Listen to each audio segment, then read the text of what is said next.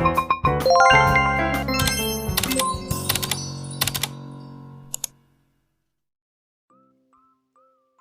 guys, this is Chinny Rubio back again for another mini vlog. For this video, kagigising ko nga lang at ito nililigpit ko na ang aming kumot. At medyo tahimik nga dyan sa summer kaya hindi ako kinukulit.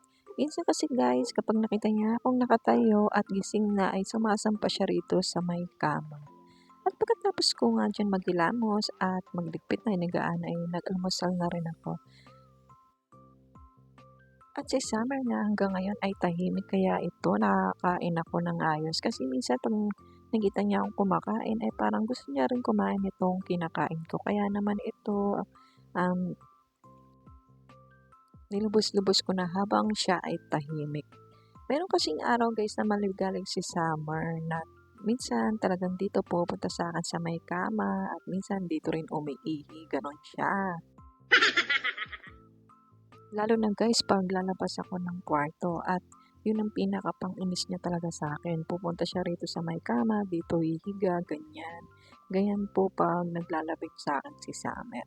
And medyo kasi nasasayang na siya sa akin, although na hindi naman talaga siya sa akin, pero ako na yun talagang kumkup sa kanya dahil kawawa naman kasi kung ipapamigay sa iba nung may-ari. Pagkatapos ko nga mag-almusal diyan ay ito naman ang aking ginawa. Naghugas na rin ako ng plato dito. Siyempre 'pag kumakain ka, naghuhugas ka rin ng plato. Hindi naman puwedeng kain ka ng kain, 'di ba? Sa mga oras na 'yan paglabas ko diyan ay talagang tumatawa si Summer. Hindi lang kasi, naririnig kasi, naka-silent 'tong aking video at binoice over ko lang.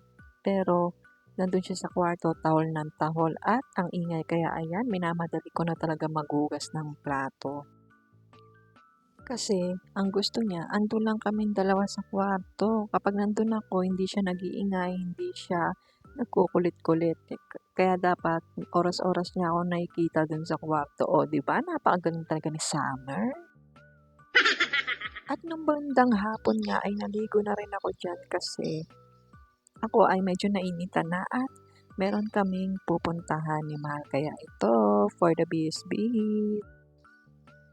Fast forward na nga diyan, naka-base na ako at nakalabas na rin kami dito sa kanilang iskinita.